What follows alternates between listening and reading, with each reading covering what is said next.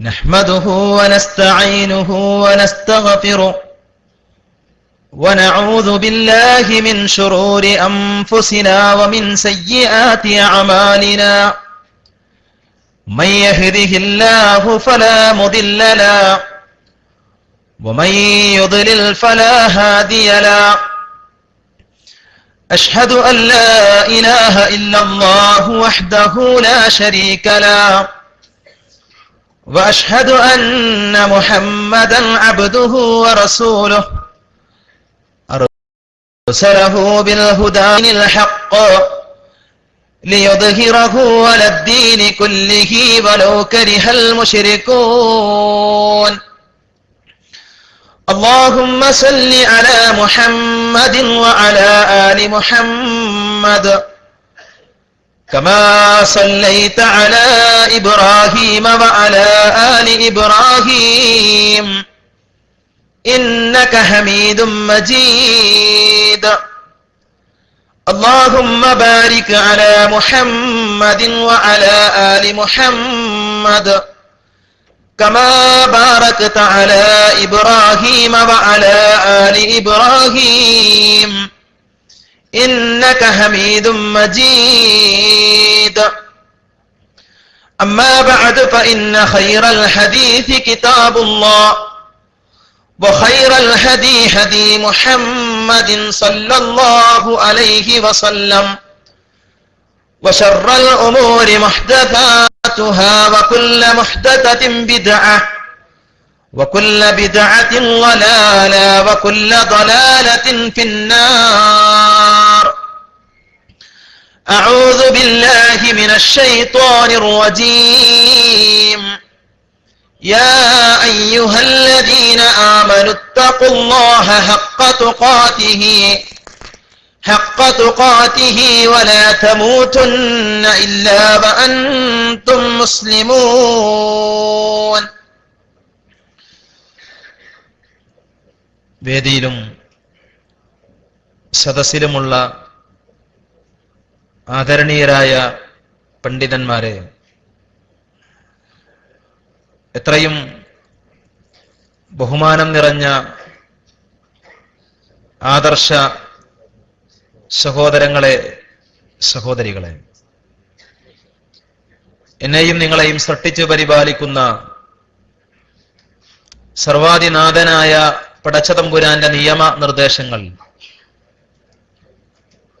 ജീവിതത്തിന്റെ രഹസ്യവും പരസ്യവുമായ എല്ലാ മേഖലകളിലും കഴിവിന്റെ പരമാവധി പകർത്തി തഖ്വയുള്ളവരായി, ഭക്തിയുള്ളവരായി ജീവിതം ചിട്ടപ്പെടുത്തണേ എന്ന് പറയുന്ന എന്നോടും കേൾക്കുന്ന നിങ്ങളോടും വളരെയധികം സ്നേഹത്തോടുകൂടെ ഓർമ്മപ്പെടുത്തുകയാണ്, ഉപദേശിക്കുകയാണ്. അല്ലാഹുവിനെ സംബന്ധിച്ച്, അവന്റെ പ്രവാചകനെ സംബന്ധിച്ച്, മതത്തെ സംബന്ധിച്ച് പറയുവാനും കേൾക്കുവാനും സമയവും സന്ദർഭവും നമുക്ക് അനുയോജ്യമാക്കി തന്ന പടച്ചതമ്പുരാനെ സ്തുതിക്കുന്നു. അൽഹംദുലില്ലാഹ്. നമ്മുടെ ജീവിതത്തിൽ ഒരുപാട് തവണ നാം പ്രയോഗിക്കാറുള്ള ഒരു പദമാണ് സൗഭാഗ്യമെന്നുള്ളത്. പല ആളുകളെയും ചൂണ്ടി പലരെ കുറിച്ചും നമ്മൾ അഭിപ്രായങ്ങൾ രേഖപ്പെടുത്തിയിട്ടുണ്ട്. അവൻ സൗഭാഗ്യവാനാണ്, അവൻ ഭാഗ്യവാനാണ്. എന്താണ് നമ്മളെ അത്തരത്തിൽ ഒരു പ്രയോഗത്തിന് പ്രേരിപ്പിച്ച ഘടകം? അത് വ്യത്യസ്തമാകാം. നല്ല ഒരു വാഹനം സ്വന്തമായി കൊണ്ടുള്ള ഒരു മനുഷ്യൻ, ആ മനുഷ്യനെ കുറിച്ച് പലപ്പോഴും നമ്മളെല്ലാവരും പറഞ്ഞിട്ടുണ്ട്, അവൻ ഭാഗ്യവാനാണ്. കാരണം അവൻ പ്രയാസമുണ്ടാകുന്ന സമയത്ത്, ചില അത്യാവശ്യ ഘട്ടങ്ങളിൽ, ജീവിതത്തിന്റെ പല സന്ദർഭങ്ങളിലും അവൻ ഉപകരിക്കുന്ന ഒരു വാഹനം അവന് സ്വന്തമായി കൊണ്ടുണ്ട്. അതൊരു വലിയ ഭാഗ്യം തന്നെയാണ്. മഴയിൽ നിന്ന്, വെയിലിൽ നിന്ന് രക്ഷപ്പെടാൻ സാധിക്കുന്ന സാമാന്യം തെറ്റില്ലാത്ത ഒരു വീടുണ്ടാക്കുന്ന ഒരു മനുഷ്യനെ ചൂണ്ടി നമ്മൾ പറയും അവൻ ഭാഗ്യവാനാണ്. കാരണം അവനൊരു വീടുണ്ട്, സംശയം ഏതുമില്ല. അതൊരു സൗഭാഗ്യം തന്നെയാണ്, ഭാഗ്യം തന്നെയാണ്. ജീവിതത്തിലെ വ്യത്യസ്തമായ കാര്യങ്ങളെ ചൂണ്ടി നമ്മളൊക്കെ പറയാറുള്ള, പ്രയോഗിച്ചിട്ടുള്ള പദമാണ് ഭാഗ്യം, സൗഭാഗ്യം എന്നുള്ളതൊക്കെ. എന്റെ മുൻപിലിരിക്കുന്ന മഹാഭൂരിപക്ഷം വരുന്ന സഹോദരങ്ങളും ജോലിയുള്ള ആളുകളാണ്. ജോലി എന്ന് പറയുന്ന ഒരു വലിയ ഭാഗ്യം തന്നെയാണ്. ജോലി നഷ്ടപ്പെടുമ്പോഴാണ് ജോലി എന്ന് പറയുന്ന സൗഭാഗ്യത്തിന്റെ വില നമ്മളെല്ലാവരും തിരിച്ചറിയാറുള്ളത്. സഹോദരങ്ങളെ, നമ്മുടെ ജീവിതത്തിൽ നമ്മൾ സൗഭാഗ്യമായി കരുതുന്ന, നമ്മൾ ഭാഗ്യമാണ് എന്ന് വിചാരിക്കുന്ന കാര്യങ്ങൾ എത്ര നാൾ നമ്മളോടൊപ്പം ഉണ്ടാകും? നല്ല ഒരു വാഹനമുള്ള മനുഷ്യനെ സംബന്ധിച്ചിടത്തോളം അവന്റെ ജീവിതത്തിൽ അവൻ വാഹനത്തെ സൗഭാഗ്യമായി കാണുന്നുവെങ്കിൽ, നമ്മൾ ആ വാഹനത്തെ അവന്റെ സൗഭാഗ്യമായി ദർശിക്കുന്നുവെങ്കിൽ, ആ വാഹനമാകുന്ന സൗഭാഗ്യം അവന്റെ കൂടെ എത്ര നാളുണ്ടാകും? ഉന്നതമായ ഒരു ജോലിയുള്ള ഒരു മനുഷ്യനെ ചൂണ്ടി ആ ജോലി കൊണ്ടവൻ സൗഭാഗ്യവാനാണ് എന്ന് ഞാനും നിങ്ങളും പറഞ്ഞുവെങ്കിൽ, ആ ജോലിയുള്ള മനുഷ്യൻ അങ്ങനെ ധരിച്ചുവെങ്കിൽ, ആ ജോലിയാകുന്ന സൗഭാഗ്യം അവന്റെ കൂടെ എത്ര നാളുണ്ടാകും? വൈവാഹിക ജീവിതത്തിലേക്ക് പ്രവേശിച്ചപ്പോൾ ഒരു നല്ല ഭാര്യയെ, ഒരു നല്ല ഭർത്താവിനെ ലഭിച്ചു. അതെന്റെ ജീവിതത്തിലെ ഏറ്റവും വലിയ സൗഭാഗ്യമായി നമ്മൾ കരുതുന്നുവെങ്കിൽ, നാം നമ്മുടെ ജീവിതത്തിലെ സൗഭാഗ്യമായി കരുതുന്ന ഭാര്യ, ഭർത്താവ്, മക്കൾ, കുടുംബം, നമ്മുടെ ചുറ്റുപാടിൽ എന്തൊക്കെ നാം സൗഭാഗ്യമായി കരുതുന്നോ അതെല്ലാം എത്ര നാൾ നമ്മളോടൊപ്പം ഉണ്ടാകും? ഏറി വന്നാൽ നമ്മുടെ മരണം വരെ. മരണത്തിന്റെ അപ്പുറം നാം സൗഭാഗ്യമായി കരുതുന്ന, മരണത്തിന്റെ അപ്പുറം നാം ഭാഗ്യമാണ് എന്ന് വിചാരിക്കുന്ന കാര്യങ്ങൾ നമ്മളോടൊപ്പം ഉണ്ടാകുമെന്ന ധാരണ തീർത്തും തെറ്റ് തന്നെയാണ്. പക്ഷേ നമ്മളൊക്കെ സൗഭാഗ്യവാന്മാരാണ്. എന്താണ് നമുക്ക് ലഭിച്ച ഏറ്റവും വലിയ സൗഭാഗ്യം? ഒരർത്ഥശങ്കക്കും ഇടയില്ലാത്ത വിധം നമുക്കെല്ലാവർക്കും ഒരുമിച്ച് പറയാൻ സാധിക്കും, നാളെ പരലോകത്ത് പടച്ച തമ്പുരാന്റെ കോടതിയിൽ അല്ലാഹു മനുഷ്യരെ വിചാരണക്കെടുക്കുമ്പോൾ ആ വിചാരണയിൽ നിന്ന് പടച്ച തമ്പുരാൻ സ്വീകരിക്കുന്ന, ആ വിചാരണ നടത്തുന്ന സന്ദർഭത്തിൽ റബ്ബ് സ്വീകരിക്കുന്ന ആദർശം, റബ്ബ് അംഗീകരിച്ച ആദർശം, റബ്ബവന്റെ അടിയാറുകൾക്ക് വേണ്ടി ഒരുക്കി വെച്ച സ്വർഗത്തിൽ പ്രവേശിക്കണമെങ്കിൽ സ്വീകരിക്കുവാൻ വേണ്ടി ആവശ്യപ്പെട്ട ആദർശം ഏതാണോ, വിശ്വാസം ഏതാണോ, ആ വിശ്വാസത്തെ ജീവിതത്തിൽ സ്വീകരിച്ചവരാണ് ഞാനും നിങ്ങളും. നമുക്ക് ലഭിച്ച ഏറ്റവും വലിയ സൗഭാഗ്യം അല്ലാഹു എന്നെയും നിങ്ങളെയും വിശ്വാസികളാക്കി എന്നുള്ളതാണ്. 950 വർഷക്കാലം പ്രബോധനം നടത്തിയ മഹാനായ നൂഹ് നബി അലൈഹിസ്സലാം, ആ പ്രവാചകന് അദ്ദേഹത്തിന്റെ ഭാര്യയെ, അദ്ദേഹത്തിന്റെ മക്കളെ വിശ്വാസമാകുന്ന സൗഭാഗ്യത്തിലേക്ക് കൂട്ടിക്കൊണ്ടുവരാൻ സാധിച്ചിട്ടില്ല എന്നുള്ളത് ചരിത്രത്തിലൂടെ നാം വായിച്ചറിഞ്ഞ യാഥാർത്ഥ്യമാണ്.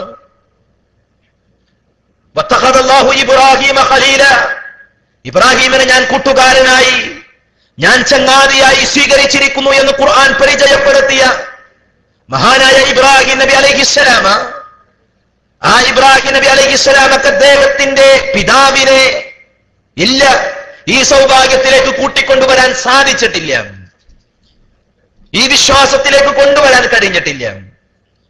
മാനവ സമൂഹത്തിന് മുഴുവനും വെളിച്ചമായി കടന്നു വന്ന, മാനവ സമൂഹത്തെ ഇരുട്ടിൽ നിന്ന് വെളിച്ചത്തിലേക്ക് വഴി നടത്തിയ ഈ മദീനയിൽ അന്ത്യവിശ്രമം കൊള്ളുന്ന മഹാനായ പ്രവാചകൻ സല്ലല്ലാഹു അലൈഹി വസല്ലം, ആ പ്രവാചകൻ സല്ലല്ലാഹു അലൈഹി വസല്ലമ അങ്ങേയറ്റം സ്നേഹിച്ച പ്രവാചകൻ, അങ്ങേയറ്റം ഇഷ്ടപ്പെട്ട പ്രവാചകന്റെ പിതൃവ്യൻ മരണാസന്നനായി കിടക്കുമ്പോ അല്ലാഹുവിന്റെ റസൂൽ സല്ലല്ലാഹു അലൈഹി വസല്ലമ കടന്നു ചെന്നു.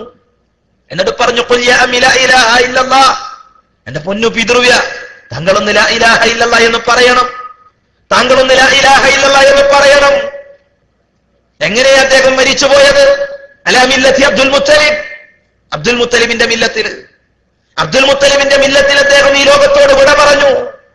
നിറഞ്ഞ കണ്ണുകളോടെ, വിഷമത്തോടുകൂടെ പ്രവാചകൻ സല്ലല്ലാഹു അലൈഹി വസല്ലമ ആ സമയം കടിച്ചു കൂട്ടിയത് വായിച്ചവരും പഠിച്ചവരുമാണ് നമ്മൾ. ഇന്നക ലാ തഹ്ദി മൻ അഹ്ബബ്ത. മുഹമ്മദേ, പ്രവാചകൻ സല്ലല്ലാഹു അലൈഹി വസല്ലമയെ വിളിച്ചുകൊണ്ട് അല്ലാഹു പറഞ്ഞത്, നീ ഉദ്ദേശിക്കുന്നവരെ, നീ ആഗ്രഹിക്കുന്നവരെ, നീ വിചാരിക്കുന്നവരെ ഈ സൗഭാഗ്യത്തിലേക്ക്, വിശ്വാസത്തിലേക്ക് കൂട്ടിക്കൊണ്ടുവരാൻ എന്നെ കൊണ്ട് സാധ്യമല്ല. എന്താ നമുക്ക് ലഭിച്ച ഏറ്റവും വലിയ ഭാഗ്യം? പ്രവാചകൻ അങ്ങേയറ്റം സ്നേഹിച്ച, പ്രവാചകനെ അങ്ങേയറ്റം ഇഷ്ടപ്പെട്ട പ്രവാചകന്റെ പിതൃവ്യനെ ലഭിക്കാത്തത്. അല്ലാഹു സുബ്ഹാനഹു വ തആല തന്റെ കൂട്ടുകാരനായി സ്വീകരിച്ചു എന്ന് പരിചയപ്പെടുത്തിയ ഇബ്രാഹിം നബിക്ക് അദ്ദേഹത്തിന്റെ പിതാവിന് കൊടുക്കാൻ സാധിക്കാത്തത്. 950 വർഷക്കാലം പ്രബോധനം നടത്തിയ ഒരു മഹാപ്രവാചകന് ആ പ്രവാചകന്റെ ഭാര്യയെയും ആ പ്രവാചകന്റെ മകനെയും കൊണ്ടുവരാൻ കഴിയാത്ത, അവർക്കൊന്നും എത്തിച്ചു കൊടുക്കാൻ, അതല്ലെങ്കിൽ അവരെ ഒന്നും സ്വീകരിപ്പിക്കാൻ കഴിയാത്ത ഒരു ആദർശത്തിന്റെ, ഒരു വിശ്വാസത്തിന്റെ ഉടമകളായി ഞാനും നിങ്ങളും ഈ ഹാളിൽ നമ്മൾ സംഗമിച്ചിരിക്കുകയാണ്. നമുക്ക് ലഭിച്ച ഏറ്റവും വലിയ ഭാഗ്യം ഇത് തന്നെയാണ്, അള്ളാഹു നമ്മളെ വിശ്വാസികളാക്കി എന്നുള്ളത്. പക്ഷെ പ്രശ്നം കിടക്കുന്നത് എവിടെയാണെന്നറിയുമോ?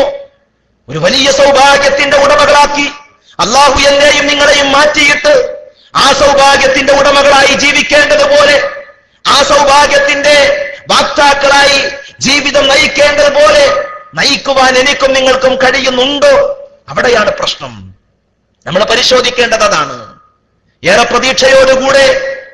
പ്രതീക്ഷയോടുകൂടെ ജീവിതത്തിലേക്ക് കടന്നു വരുന്ന, ജീവിക്കുവാൻ ആരംഭിക്കുന്ന, ജീവിച്ചു തുടങ്ങുന്ന നമ്മളെ സംബന്ധിച്ചിടത്തോളം നമ്മൾ ആലോചിക്കേണ്ടത്, ഞാനൊരു വിശ്വാസിയാണോ?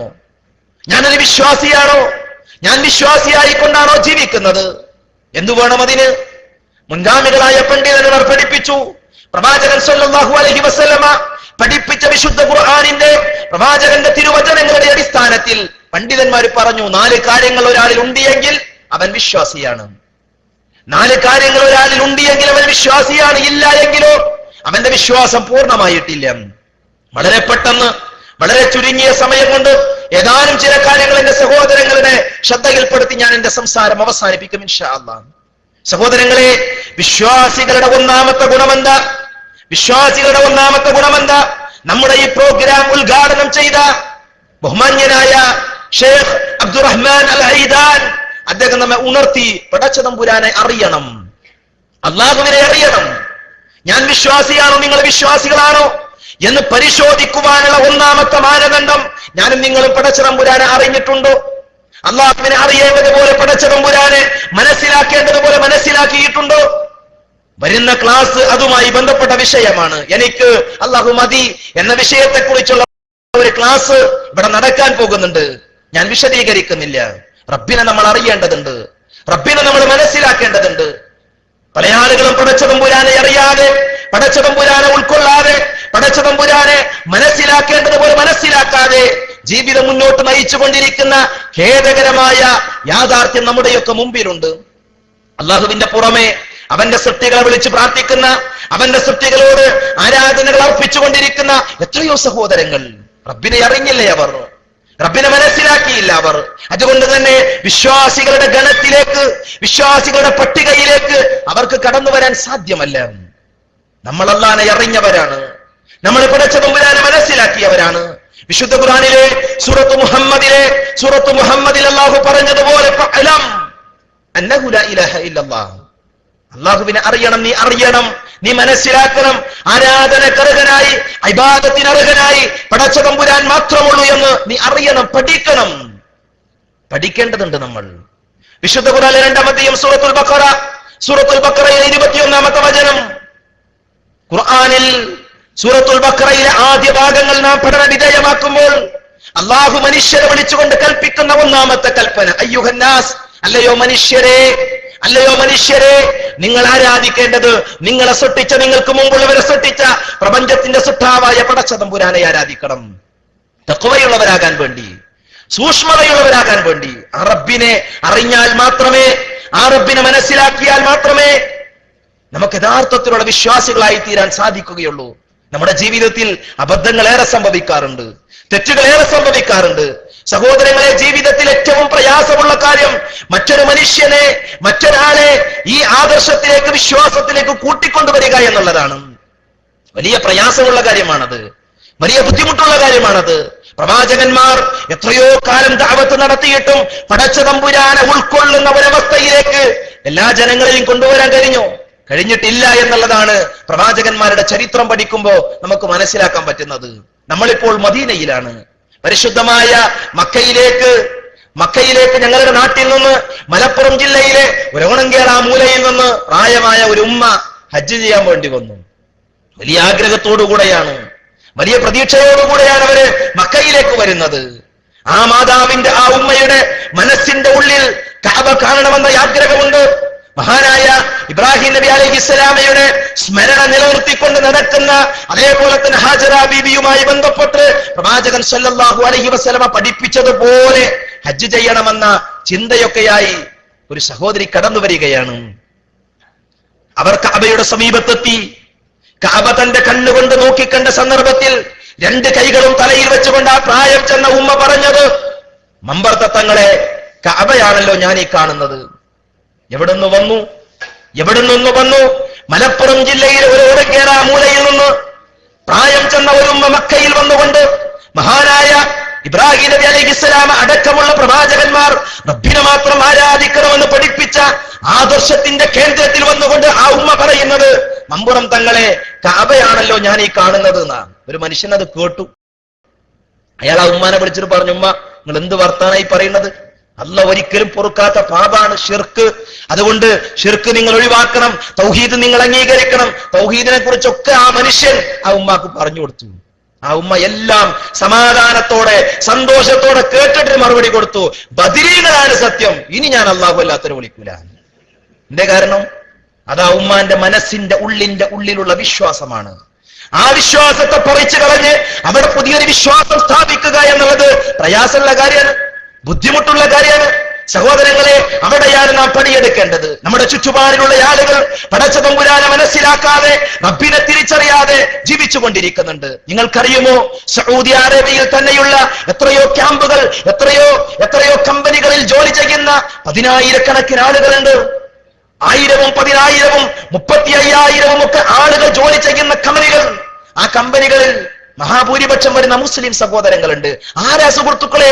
അവർക്ക് നാം വിശ്വാസികളാണ് എങ്കിൽ ഈ വിശ്വാസം എത്തിച്ചു കൊടുക്കാറ്, ആ പണിയെടുക്കേണ്ടവരാരാ?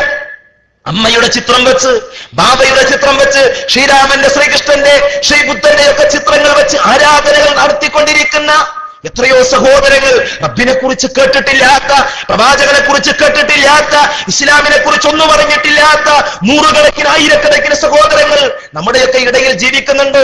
അതുകൊണ്ട് അവർക്ക് അല്ലാഹുവിനെ കുറിച്ച് പറഞ്ഞു കൊടുക്കണം. നമ്മളും അല്ലാഹുവിനെ കുറിച്ച് മനസ്സിലാക്കണം. നമ്മൾ അല്ലാഹുവിനെ കുറിച്ച് മനസ്സിലാക്കിയാൽ നമ്മുടെ ജീവിതത്തിൽ അബദ്ധങ്ങൾ സംഭവിക്കൂല. തെറ്റുകളിൽ നിന്ന് മാറി നിൽക്കാൻ നമുക്ക് കഴിയും.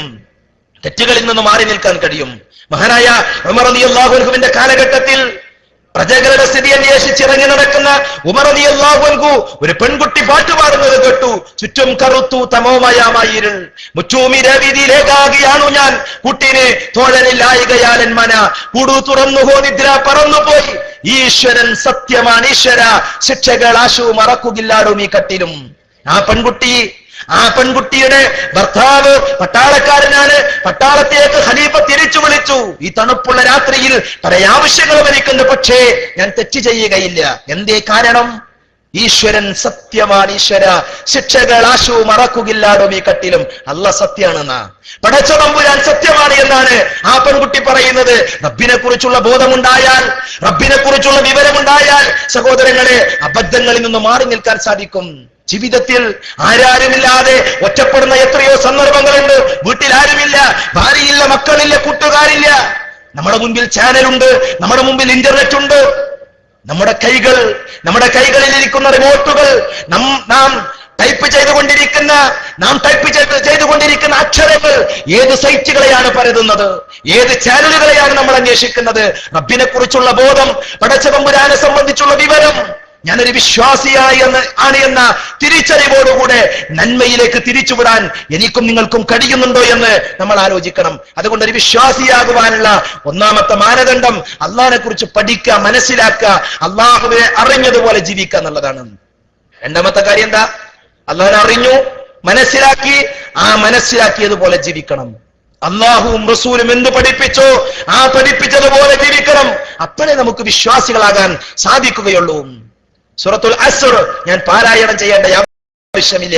ഇല്ലല്ലദീന ആമനു വഅമിലുസ് സ്വാലിഹാത്ത്. സൽക്കർമ്മങ്ങൾ പ്രവർത്തിക്കണം. എന്താ സൽക്കർമ്മങ്ങൾ? പ്രവാചകൻ സല്ലല്ലാഹു അലൈഹി വസല്ലം പഠിപ്പിച്ചു. ജീവിതത്തിൽ എത്രയോ ക്ലാസുകൾ, എത്രയോ ഉത്ബോധനങ്ങൾ, എത്രയോ ഖുത്ബകൾ നമ്മളൊക്കെ കേട്ടിട്ടുണ്ട്. കേട്ട കാര്യങ്ങളൊക്കെ സത്യമാണ് നമുക്കറിയാം. എത്ര കാര്യങ്ങൾ നമ്മുടെ ജീവിതത്തിൽ നമ്മൾ പ്രാവർത്തികമാക്കി, എത്ര കാര്യങ്ങൾ നമ്മുടെ ജീവിതത്തിൽ നമ്മൾ പ്രാവർത്തികമാക്കി. ഇന്നും നമ്മുടെയൊക്കെ നാടുകളിലുള്ള പള്ളികളിൽ പ്രവാചകൻ സല്ലല്ലാഹു അലൈഹി വസല്ലം പഠിപ്പിച്ചതിനെതിരായി എത്രയോ പ്രവർത്തനങ്ങൾ സലഫികളായ നമ്മുടെ ഇടയിൽ പോലുമില്ലേ. അല്ലാഹുവിന്റെ റസൂൽ പഠിപ്പിച്ചു, നമസ്കാരത്തിൽ ഒരിക്കലും ഇമാമിനെ മുൻകടക്കാൻ പാടില്ല. നമസ്കാരത്തിൽ ഇമാമിനെ മുൻകടക്കാൻ പാടില്ല. വലിയ വലിയ കുറ്റമായി കൊണ്ട് പ്രവാചകൻ സല്ലല്ലാഹു അലൈഹി വസല്ലം പഠിപ്പിച്ചത് ഹദീസുകളിൽ നമുക്ക് കാണാൻ സാധിക്കും. ഞാൻ വിഷയങ്ങളിലേക്ക് ആഴത്തിൽ പ്രവേശിക്കുന്നില്ല. സമയം വളരെ വളരെ കുറച്ചാണ്. നമ്മളൊക്കെ കേട്ട ഹദീസുകളാണ്. പ്രവാചകൻ സല്ലല്ലാഹു അലൈഹി വസല്ലം പഠിപ്പിച്ചു. നമ്മുടെ നാട്ടിൽ എപ്പോഴാണ് ആമീൻ പറയാറ്? നമ്മുടെ നാട്ടിൽ എപ്പോഴാണ് നമ്മൾ ആമീൻ പറയാറുള്ളത്?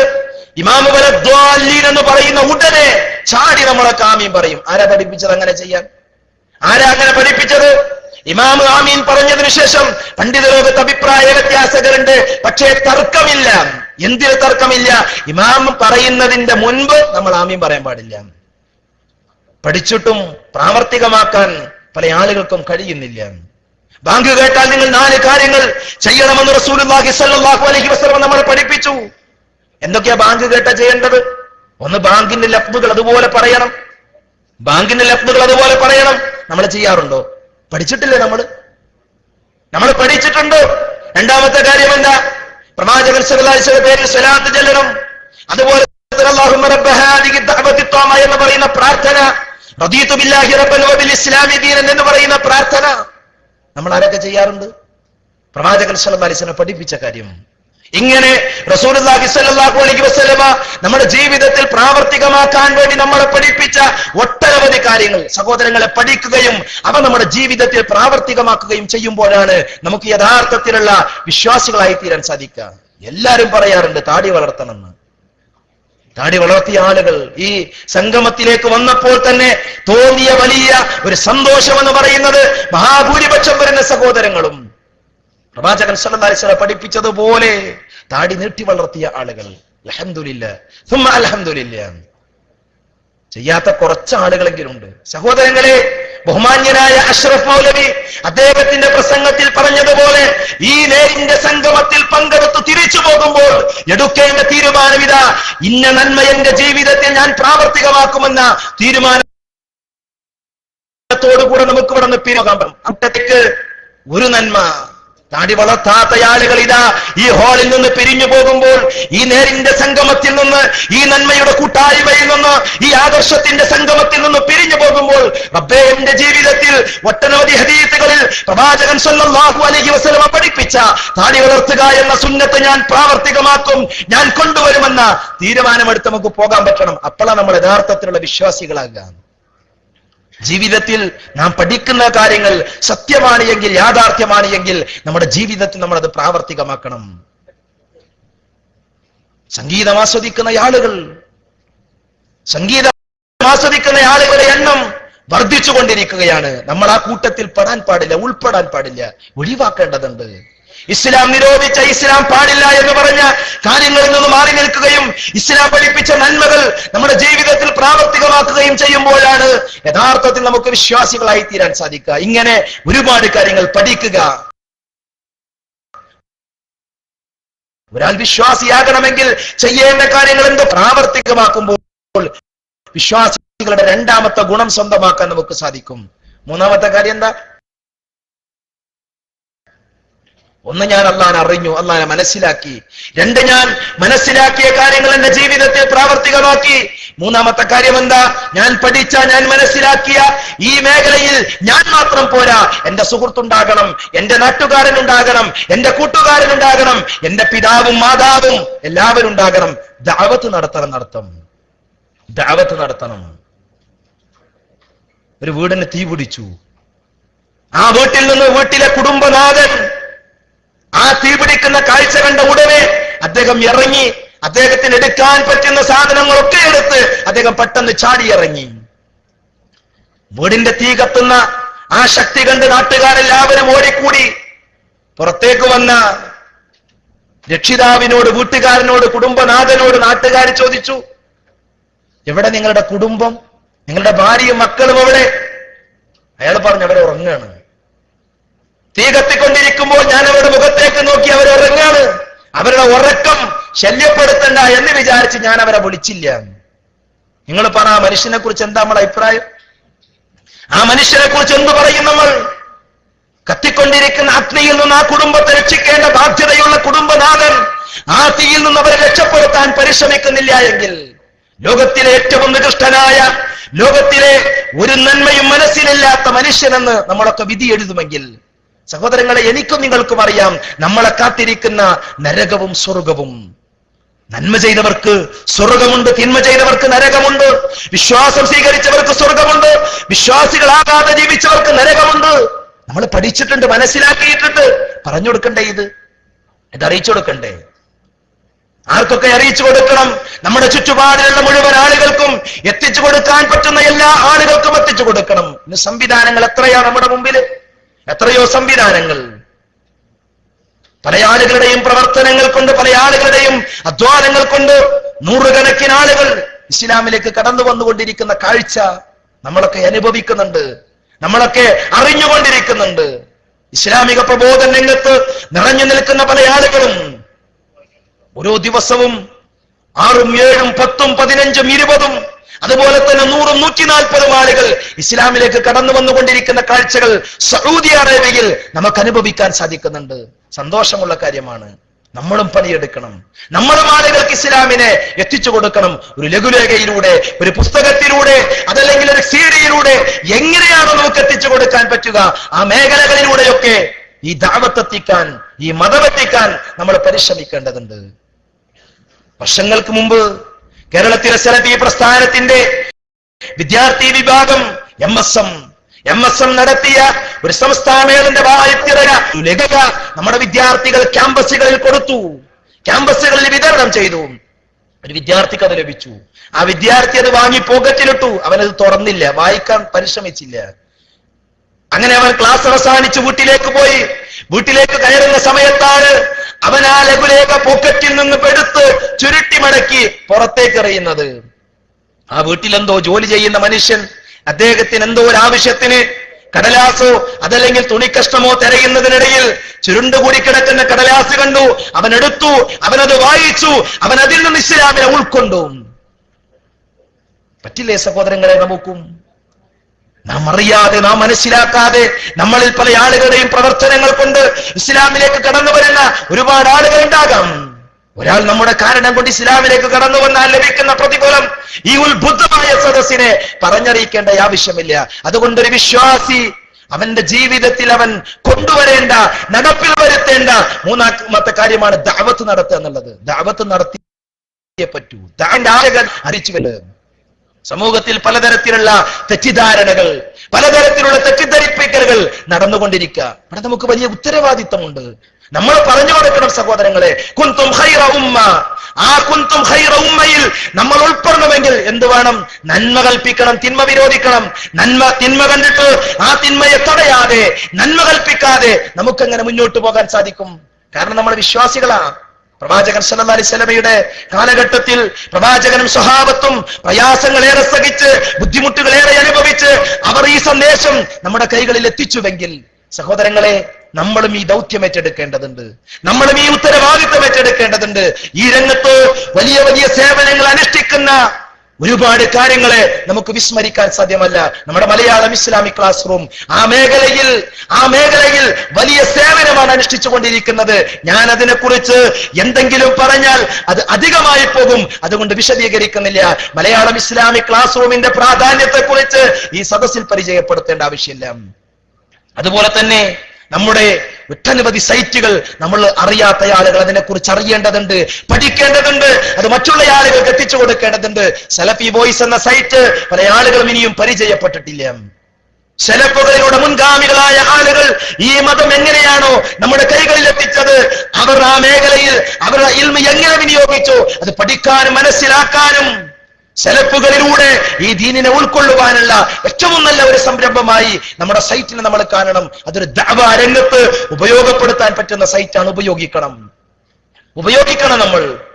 ഈ അടുത്ത കാലത്ത് MSMന്റെ പ്രോഫ്കോൺ നടന്ന വേദിയിൽ വെച്ചുകൊണ്ട് ഒട്ടനവധി സൈറ്റുകൾ നമ്മൾ ഉദ്ഘാടനം ചെയ്തു. അതൊക്കെ ദഅവത്തിനുള്ള മാധ്യമങ്ങളാണ്. ആ വിഷയവുമായി ബന്ധപ്പെട്ട ചർച്ചകൾ വരാനിരിക്കുന്നുണ്ട്. അതുകൊണ്ട് ആ മേഖലയെ കുറിച്ച് കൂടുതൽ പഠിച്ച് ദഅവത്ത് നടത്തുന്ന നല്ല ദാഇകളായി, നല്ല പ്രബോധകന്മാരായി മാറുക. അതൊരു വിശ്വാസിയുടെ മൂന്നാമത്തെ ഗുണമാണ്. നാലാമത്തെ കാര്യം കൂടെ പറഞ്ഞ് ഞാൻ അവസാനിപ്പിക്കും. ഈ മേഖലയിൽ ഏൽക്കേണ്ടി വരുന്ന പല പ്രയാസങ്ങളും ഉണ്ടാകും. പ്രബോധന രംഗത്ത് നിറഞ്ഞു നിൽക്കുമ്പോൾ ഒരുപാട് പ്രയാസങ്ങൾ, ബുദ്ധിമുട്ടുകൾ ഏൽക്കേണ്ടി വരും. ആ പ്രയാസങ്ങളെ സഹിക്കാൻ, ആ പ്രയാസങ്ങൾ ഉണ്ടാകുമ്പോൾ ക്ഷമിക്കാൻ നമുക്ക് കഴിയേണ്ടതുണ്ട്. അപ്പോഴാണ് നമ്മൾ യഥാർത്ഥത്തിലുള്ള വിശ്വാസികളായി തീരുക. സഹോദരങ്ങളെ, മഹാനായ പ്രവാചകൻ സല്ലല്ലാഹു അലൈഹി വസല്ലമ എത്രയെത്ര പ്രയാസങ്ങൾ അനുഭവിച്ചു. പ്രവാചക തിരുമേനി അനുഭവിച്ച പ്രയാസങ്ങൾ എത്രയാണ്. പ്രവാചകന്റെ മുൻപല്ല് പൊട്ടി, പ്രവാചകന്റെ മുട്ടിൽ കാലിൽ നിന്ന് രക്തമൊഴുകി, പ്രവാചകൻ സഞ്ചരിക്കുന്ന വഴികളിൽ ചതിക്കുഴികൾ ഒരുക്കി, ഒരുപാട് പ്രയാസങ്ങൾ റസൂലുള്ളാഹി സ്വല്ലല്ലാഹി അലൈഹി വസല്ലം അനുഭവിച്ചു. നമ്മളൊക്കെ എന്താ അനുഭവിച്ചത്? നമ്മളൊക്കെ ഈ മതത്തിന് വേണ്ടി, ഈ പ്രബോധന രംഗത്ത് ഞാനും നിങ്ങളും വിശ്വാസികളായി ജീവിക്കുമ്പോൾ എന്ത് പ്രയാസമാണ് നമുക്കുണ്ടായത്? നമ്മൾ ഓരോരുത്തരും ആലോചിക്കണം. പ്രയാസങ്ങൾ ഉണ്ടാകുമ്പോൾ സഹിക്കുവാനുള്ള, ക്ഷമിക്കുവാനുള്ള മനസ്സ് നമ്മൾ ഉണ്ടാക്കിയെടുക്കേണ്ടതുണ്ട്. ബിലാൽ റളിയല്ലാഹു അൻഹു, ഖബ്ബാബ് റളിയല്ലാഹു അൻഹു, സുമയ്യ റളിയല്ലാഹു അൻഹ, അങ്ങനെയുള്ള സ്വഹാബികളുടെ ചരിത്രങ്ങൾ 1000 തവണ നാം കേട്ടു, നാം പഠിച്ചു, മനസ്സിലാക്കി. അതിൽ നിന്ന് പാഠം ഉൾക്കൊണ്ടുകൊണ്ട് പ്രബോധന രംഗത്ത് അനുഭവിക്കേണ്ടി വരുന്ന പ്രയാസങ്ങൾ അനുഭവിക്കാൻ നമ്മൾ തയ്യാറാകുമ്പോൾ വിശ്വാസികളുടെ പട്ടികയിൽ നമുക്ക് ഉൾപ്പെടാൻ സാധിക്കും. കേരളത്തിൽ തന്നെ നമ്മുടെ മുൻഗാമികളായ ആളുകൾ, പല ആളുകളും ഈ പ്രബോധന രംഗത്ത്, ഈ ഇസ്ലാമികമായ ജീവിത രംഗത്ത് വലിയ സേവനങ്ങൾ അനുഷ്ഠിച്ച വ്യക്തിയാണ് മഹാനായ അമാനി മൗലവി. അദ്ദേഹം ചെയ്ത സേവനം എത്രയാ സഹോദരങ്ങളെ! അദ്ദേഹം ചെയ്ത സേവനം എത്രയാ! നാളെ പരലോകത്ത് റബ്ബിന്റെ കോടതിയിൽ അവരൊക്കെ വരുന്ന രംഗം ഒന്ന് ആലോചിച്ചു നോക്കൂ നിങ്ങൾ. അമാനി മൗലവിയെ നാളെ പരലോകത്ത് കൊണ്ടുവരുമ്പോൾ റബ്ബ് ചോദിക്കോലോ, അള്ളാന്റെ മതത്തിന് വേണ്ടി എന്ത് ചെയ്തു, അള്ളാന്റെ ദീനിന് വേണ്ടി എന്ത് ചെയ്തു? എന്തായിരിക്കും അദ്ദേഹത്തിന് പറയാനുണ്ടാകുക? ഉറപ്പല്ലേ സഹോദരങ്ങളെ? അദ്ദേഹത്തിന് പറയാൻ സാധിക്കും, നാഥാ, ഒരുപാട് രാത്രികൾ ഉറക്കമടിച്ച് വിശുദ്ധ ഖുർആനിന്റെ തഫ്സീർ എഴുതാൻ, വിശുദ്ധ ഖുർആനിനെ വിശദീകരിക്കാൻ, അത് മലയാള ഭാഷയിൽ ഉണ്ടാക്കാൻ ഞാൻ പരിശ്രമിച്ചു എന്ന് അമാനി മൗലവിക്ക് നാളെ പരലോകത്ത് പറയാൻ സാധിക്കുമെങ്കിൽ അമാനി മൗലവിയുടെ പിൻതലമുറക്കാരായ എനിക്കും നിങ്ങൾക്കും പറയാൻ പറ്റുമോ? റബ്ബേ, അമാനി മൗലവി രചിച്ച ആ തഫ്സീർ ഒരു തവണ എന്റെ ജീവിതത്തിൽ ഞാൻ വായിച്ചിട്ടുണ്ട്, ഞാൻ പഠിച്ചിട്ടുണ്ട്, ഞാൻ അത് ഉൾക്കൊണ്ടിട്ടുണ്ട് എന്ന് പറയാൻ നമുക്ക് പറ്റുമോ? പറ്റൂല എങ്കിൽ പറ്റുന്ന ഒരു സാഹചര്യത്തിലേക്ക് നമ്മൾ എത്തണം, നമ്മൾ ഉയർന്നു വരണം. ശൈഖുൽ ഇസ്ലാം ഇബ്നു തൈമിയ്യ നാളെ പരലോകത്ത് കടന്നു വരുമ്പോൾ എത്രയെത്ര കാര്യങ്ങൾ അദ്ദേഹത്തിന് പറയാനുണ്ടാകും. സൗദി അറേബ്യയിലും അതുപോലെ തന്നെ ലോകത്തിന്റെ വിവിധ ഭാഗങ്ങളിൽ ജീവിച്ച പണ്ഡിതന്മാർ അവർ നാളെ പരലോകത്തേക്ക് കടന്നു വരുമ്പോൾ, നാദാ, ഞങ്ങൾ ഇന്നത് ചെയ്തു എന്നവർക്ക് പറയാൻ സാധിക്കുമെങ്കിൽ സഹോദരങ്ങളെ, ദുർബലരായ എനിക്കും നിങ്ങൾക്കും നാളെ റബ്ബിന്റെ കോടതിയിൽ വിചാരണ നടക്കുമ്പോ പറയാനുണ്ടാകണം, പടച്ചോനെ, നിന്റെ ദീനിന് വേണ്ടി ഇന്നതൊക്കെ ഞാൻ ചെയ്തിട്ടുണ്ട്, എനിക്കതിന് കഴിഞ്ഞിട്ടുണ്ട് എന്ന് പറഞ്ഞ് ആ സൗഭാഗ്യവാന്മാരുടെ കൂട്ടത്തിൽ, യഥാർത്ഥത്തിൽ സൗഭാഗ്യം ലഭിച്ച് സ്വർഗം സ്വന്തമാക്കുന്ന ആളുകളുടെ കൂട്ടത്തിൽ ഉൾപ്പെടുവാൻ വേണ്ടി നമ്മൾ പരിശ്രമിക്കണം. നമ്മളെ കേടുവരുത്തുന്ന, നമ്മളെ മലീമസമാക്കുന്ന ചുറ്റുപാടുകളെ നമ്മൾ തിരിച്ചറിയണം. പുറത്തു നിന്നൊരാള് പ്രബന്ധം എഴുതി തരണ്ട, നീ മോശമാണ് എന്ന് പറയാൻ ഞാൻ നന്നായിട്ടുണ്ടോ, ഞാൻ കേടുവന്നിട്ടുണ്ടോ എന്ന് മറ്റൊരാളെനിക്ക് പ്രസംഗിച്ചു തന്നിട്ട് മനസ്സിലാക്കേണ്ട കാര്യമല്ല, അത് സ്വയം മനസ്സിലാക്കാൻ പറ്റും. ഒരു ദിവസം 17 തവണ യഹ്ദിന സിറാത്തൽ മുസ്തഖീം, അല്ലാഹുവേ, ഞങ്ങളെ നീ നേരായ മാർഗത്തിൽ വഴി നടത്തണം എന്ന് പ്രാർത്ഥിക്കുന്ന നമ്മൾ ആ നേരായ മാർഗത്തിലൂടെയാണോ സഞ്ചരിക്കുന്നത്, യഥാർത്ഥത്തിലുള്ള വിശ്വാസികളായിക്കൊണ്ടാണോ ജീവിക്കുന്നത് എന്ന് നമ്മൾ കൃത്യമായിക്കൊണ്ട് പരിശോധിക്കുക. അല്ല എങ്കിൽ തിരുത്തേണ്ട മേഖലകളിൽ തിരുത്തുവാൻ വേണ്ടി പരിശ്രമിക്കുക. അല്ലാഹു സുബ്ഹാനഹു വ തആല നല്ല വിശ്വാസികളായി, നല്ല മനുഷ്യരായി ഈ ലോകത്തിനും നമ്മുടെ കുടുംബത്തിനും നമ്മുടെ സമൂഹത്തിനുമൊക്കെ മാതൃകകളായി ജീവിച്ച് നാളെ പരലോകത്ത് അള്ളാഹുവിന്റെ കോടതിയിൽ സ്വർഗം സ്വന്തമാക്കുന്ന യഥാർത്ഥ വിശ്വാസികളുടെ കൂട്ടത്തിൽ എന്നെയും നിങ്ങളെയും ഉൾപ്പെടുത്തി അനുഗ്രഹിക്കുമാറാകട്ടെ.